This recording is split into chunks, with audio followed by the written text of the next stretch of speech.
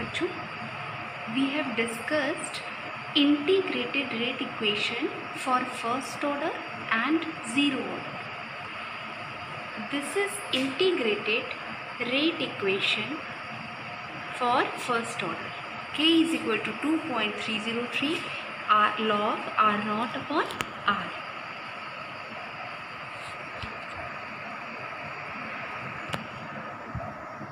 R naught is initial concentration. T is the time during which R naught becomes R.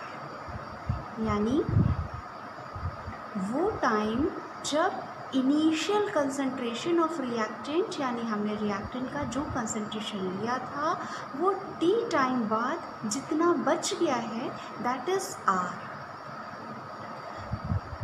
We have discussed that if in a question it was said that reaction is 25% completed, it means reaction 25% completed, it means R naught is 100 and R is 100 minus 25 that is 75. मतलब R naught अगर 100 है, initially अगर concentration 100 था, 25% complete हो गई मतलब reactant product में convert हो गया, तो बचा हुआ रिएक्टेंट का कंसंट्रेशन क्या है? 100 में से 25 कंप्लीट हो गया तो R बचा हुआ कंसंट्रेशन कितना होगा? 75.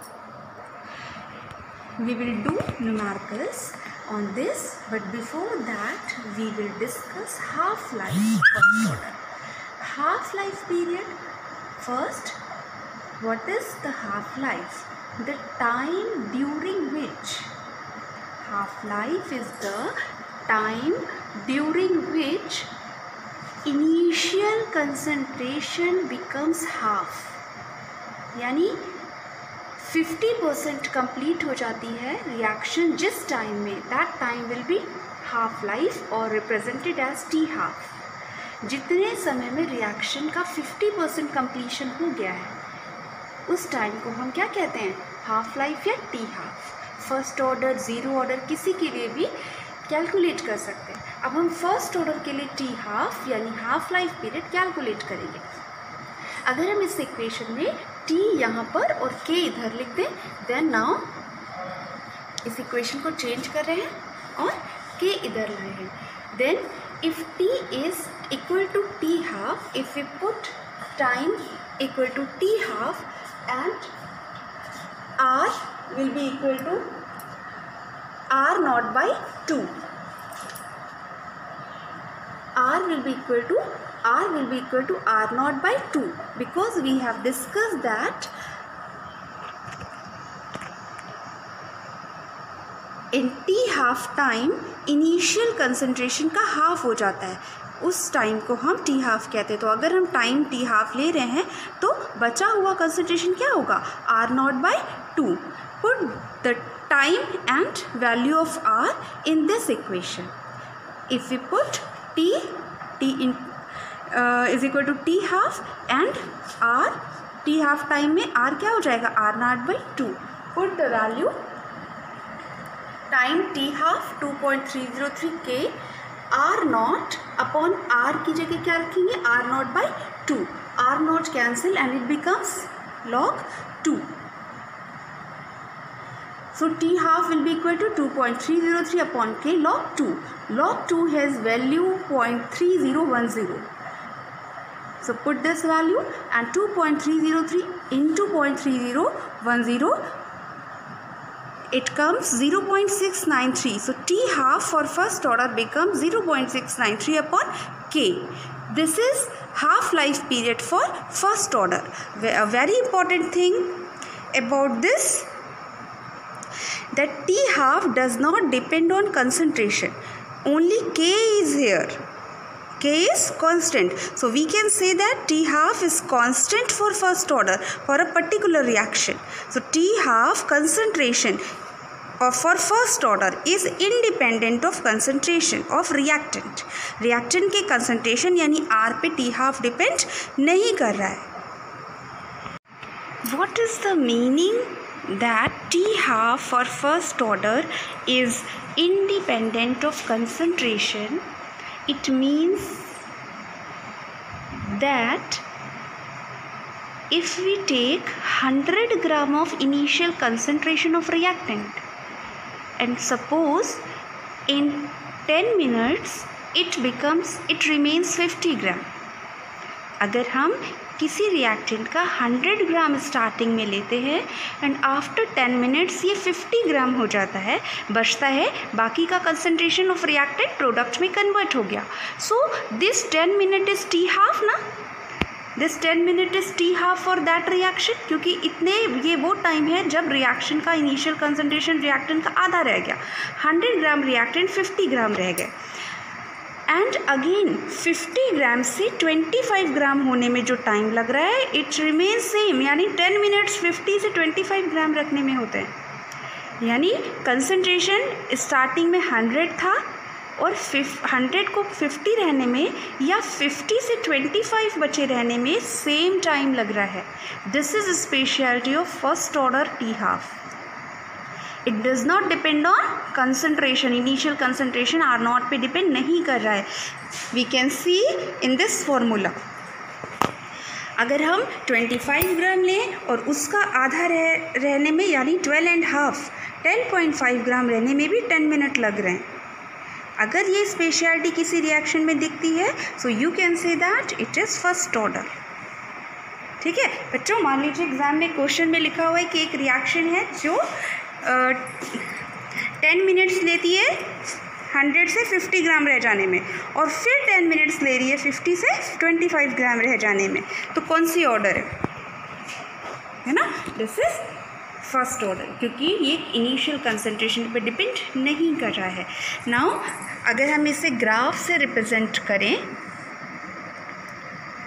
और टी हाफ लाइफ पीरियड और इनिशियल कंसंट्रेशन के बीच ग्राफ लें तो it does not depend on concentration, initial concentration, यानी ये स्ट्रेट लाइन जो आ रही है वो सीधे आ रही है.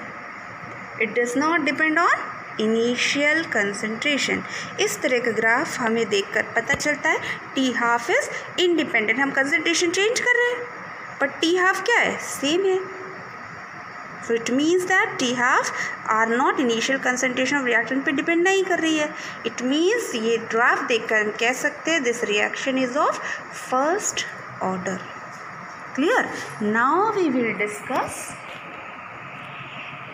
second order. Okay? No, sorry. Now we will discuss zero order reaction. With the same manner, T half for zero order integrated rate equation is this, है ना? We have proved it. K is equal to R naught minus R upon T. R naught initial concentration, R final concentration, time T. जितने time में R naught R में convert हो गया. K is rate constant, है ना? We can modify it by writing it T इधर ले आए और K इधर. We can rearrange it. Okay, so this is integrated rate equation of zero order, है ना? We have discussed it. Now put अगर time t half हो जाए, है ना, इनिशियल कंसंट्रेशन R नॉट, तो R क्या रखोगे आप? वो टाइम जब कंसंट्रेशन कितना हो जाता है, इनिशियल का हाफ, 100 से 50 ग्राम. तो अगर टाइम आपका टी हाफ है, हाफ लाइफ पीरियड है, तो हमारा बचा हुआ कंसंट्रेशन क्या होगा? इनिशियल आर नॉट का हाफ यानी आर नॉट बाई 2. हमारा जो बचा हुआ कंसंट्रेशन है रिएक्टेंट का वो कितना हो जाएगा? R naught by 2 in time T half. ठीक है ना बच्चों, ये आ रहा है समझ में? टी हाफ वही टाइम है जब इनिशियल कंसंट्रेशन आधा रह जाए, तो हमारा कितना बचेगा टी हाफ टाइम के बाद? R naught upon 2. तो वो वैल्यू रख दिए अपॉन के. Now solve it. R naught minus R naught by 2 क्या आएगा? R naught upon 2 और यहाँ पे K था. So this is the T half for zero order. T half for zero order is T half is equal to R naught upon 2K. Now see this equation, K is constant. So we can say that T half is directly proportional to R naught. T half is directly proportional to R naught. So if we plot the graph between T half and R naught, and graph ऐसे आ रहा है, means T half बढ़ रही है if concentration, initial concentration increase कर रहे हैं. T half increases if R naught increases. So graph just like this. By seeing this graph we can say that this reaction is of zero order. Understand or not? T half directly proportional है are not के. ये किस order में होता है? अभी हमने proof किया हम लोगों ने ज़ीरो ऑर्डर रिएक्शन में, है ना. तो ग्राफ अगर डायरेक्टली प्रोपोर्शनल है तो ऐसा आएगा, और इसी ग्राफ को हम देखकर क्या कह सकते हैं कि इट इज़ ज़ीरो ऑर्डर. ऐसे क्वेश्चन भी आते हैं जिसमें ग्राफ को देख के आपको ऑर्डर डिटरमाइन करना होता है. T half is directly proportional to R naught, so we can explain it as if 100 gram of reactant becomes 50 gram in 10 minutes, है ना. 100 ग्राम रिएक्टेंट 10 मिनट में 50 ग्राम रह जाता है. तो 50 से 25, अब इनिशियल कंसंट्रेशन 50 हो गया, तो 25 रहने में उसको क्या होगा, कम टाइम लगेगा, तो टी हाफ कम हो जाएगी. 100 इनिशियल था तो 100 से 50 होने में 10 मिनट लग रहे थे, तो 50 से 25 होने में कम टाइम लग रहा है, क्योंकि इनिशियल कंसंट्रेशन कम है. तो इनिशियल कंसंट्रेशन कम है तो टी हाफ भी कम हो गया. यानी अगर टी हाफ कांस्टेंट नहीं है तो directly proportional we can say that it is zero order. And if t half is constant, है ना, constant, then it is first order. This is called half life method for order determination. ठीक है, this is called half life method for order determination.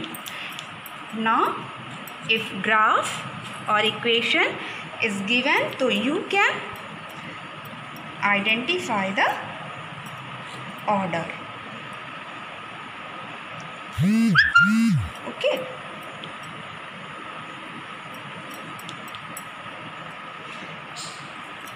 now a general equation between T half and R naught is this. See this, if order is n, R naught is initial concentration and this is T half, half life period. So अगर order zero होगा then zero minus one क्या आ जाएगा, R naught minus one, R naught minus one, R naught power minus one यहाँ ले जाएंगे, then it becomes R naught power one. तो यही इक्वेशन आ जाएगी, है ना. हम कहेंगे t half is directly proportional for zero order reaction to R naught. अगर हम यहाँ पे फर्स्ट ऑर्डर ले लें यानी वन ले लें तो वन माइनस वन क्या हो जाएगा, ज़ीरो. आर नॉट पावर में क्या आएगा, ज़ीरो. तो किसी की भी पावर ज़ीरो तो क्या आ जाएगा, ये वन, यानी t half constant.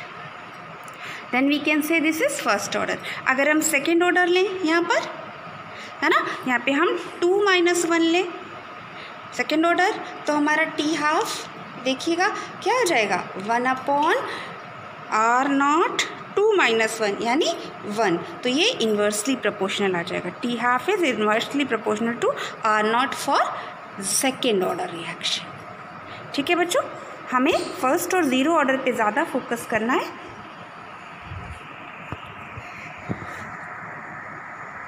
Now we will do numerical.